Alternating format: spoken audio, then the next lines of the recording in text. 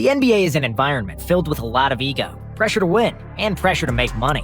There's a lot of confrontation in the job description, and sooner or later, any locker room can turn into a bunch of wild bulls butting their heads. Here are the 10 stupidest, craziest, and most violent locker room incidents in NBA history. Penis bringing a gun. NBA players spend a lot of time on planes, and they like to gamble and play cards to pass time, especially before the smartphone era. A card game called Boo-Ray is among the all-time favorites, and it has been for years. Washington Wizards of the late aughts weren't the exception to the rule, and during one play of Boo-Ray, things got heated. Javaris Crittenton had just lost a game in favor of JaVale McGee and demanded a rematch. The only problem was that the plane was already landing, which meant the game was over. Crittenton started shouting and cursing, and Gilbert Arenas had heard enough. Many foul words and several death threats later, the plane landed, and things have calmed down, but only for a while. The next time they all got to the locker room, Arenas brought 4 guns, asking Crittenton which one he should use to shoot him. What he didn't count on was that Javaris came prepared, with a loaded gun of his own. Soon enough, the Wizards' locker room looked like a Western movie. What was supposed to be a joke turned into a standoff, and nobody was waiting around to check for the joke to be over. Almost all the Wizards without a gun scattered from the locker room, and the word got out that 2 NBA players are possibly going to shoot each other. Police had to intervene, and the NBA officials soon found out. Because of their stupidity, both Javaris and Gilbert were suspended for the rest of the season. Kenyon Martin's car getting filled with popcorn. One of the most memorable scenes in Clint Eastwood's 2008 movie Gran Torino was when he said this badass line. Ever notice how you come across somebody once in a while you shouldn't have f***ed with? There are certain NBA players with whom you don't want to step any lines. In the 80s, it was Charles Oakley, Bill Laimbeer, and Charles Barkley. In the 90s, it was Rodman or Kevin Garnett. In the early 2000s, it was Steven Jackson, both Rasheed and Ben Wallace, and Ron Artest. Kenyon Martin, the first pick of the 2000 NBA draft, was in that group as well, and he wasn't somebody you wanted to mess with. However, J.R. Smith, a beautiful spirit that he always was, didn't think those rules applied to him. During their time with the Nuggets, J.R. decided that it would be funny if he filled up Kenyon's car with popcorn, a prank that has been played out in the NBA, and it's mostly done to rookies when they buy their first expensive car. It was not something a young player should have done to a veteran, especially not to someone who made a career out of being tougher and meaner than his opponents, like Kenyon Martin. It was a big mistake, and JR was soon really sorry. But because Kenyon was such a hothead, JR couldn't have been sorry enough. Martin wanted a piece of him, and he wanted it bad. He was going to turn Smith into chopped liver, if only he could have gotten his hands on him. Thankfully, the Nuggets GMs and coaches knew who they were dealing with, and they begged Kenyon not to tear him a new one. The team paid for his car, and the cooler heads prevailed. Amari Stoudemire punches through the glass. Amari Stoudemire's New York career started with a bang in 2010. He scored 30 or more in 9 straight games, and got selected to the All-Star game. And then the team added Carmelo Anthony, and everything looked peachy. But because they gave up a lot of body parts for another V12 engine in Carmelo, the Knicks didn't have enough depth to compete in the playoffs, and got swept by the Celtics in the first round. Next season, it was much of the same. The Knicks had lofty expectations with 2 superstars, but they gave up so much in that Carmelo trade, and it wasn't easy to build a good supporting cast around them.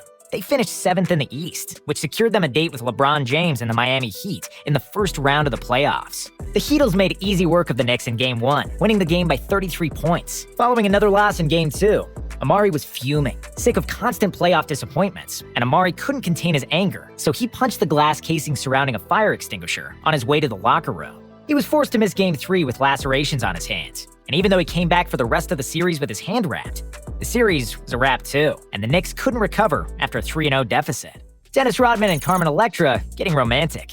Doing the dance with no pants in the workplace is a fantasy of many people. There is a certain appeal to getting naughty in the office when everybody is away, and then coming back in the morning with great memories, while nobody else has a clue about your mischief. And when your office is an NBA arena, then that deed may have an even bigger appeal to it. Dennis Rodman certainly thought so, and he brought Carmen Electra to his place of work to christen the house. The wild couple enjoyed their romance in the Bulls locker room and on the court of their practice facility, benefiting from the lesser use of security cameras in the 90s. Somebody could have made a lot of money if those tapes existed, I'll tell you that much. J.R. Smith throwing a bowl of soup at his coach. J.R. Smith was a habitual line stepper during his time in the NBA. He had many facepalm moments ever since he stepped his foot in the league, and became a laughingstock around the world for his endeavors. Other than putting popcorn in people's cars, he got fined for repeatedly untying opponents' shoelaces at the free throw line. He left the court during live action to dap an opponent. And he forgot the score during the last seconds of the NBA Finals. But arguably, the worst thing he ever did happened during his time with the Cavaliers, when he got into an argument with an assistant coach, Damon Jones, and decided to throw a bowl of soup in his face. Luckily, Smith likes his soup lukewarm, so Jones didn't get burnt. but it still earned JR a one-game suspension from the team.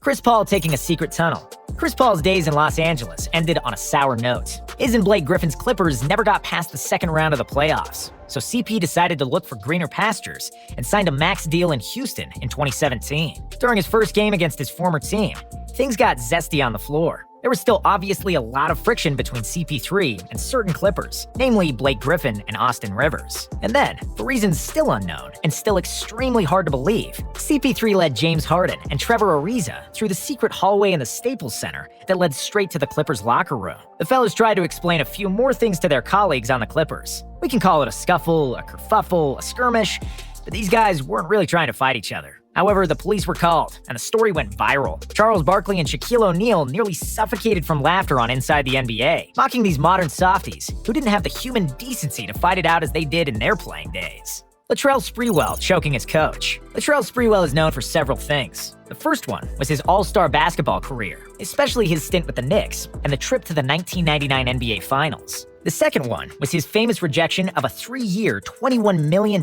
contract with the phrase, "I've got to feed my family," after which he never played in the NBA again. But what is Sprewell most famous for has got to be the choking of PJ Carlesimo. This happened in 1997. Spree was on the Warriors, and Carlesimo was the head coach. PJ asked Latrell to try harder in practice, and Sprewell wasn't in a good mood. Coach then asked for crisper passing, nudging his star player to put a little more mustard on his passes. I don't know if he was allergic to mustard or something, but once he heard that, Sprewell completely lost his mind and ended up choking Carlesimo out for a good 7 to 10 seconds before the other players dragged him away from the coach. Sprewell marched to the locker room, but he decided to give another go at Coach Carlesimo, and this time, he tried to punch him in the face. The Warriors voided the remainder of his $24 million contract, and the NBA suspended him for 1 year.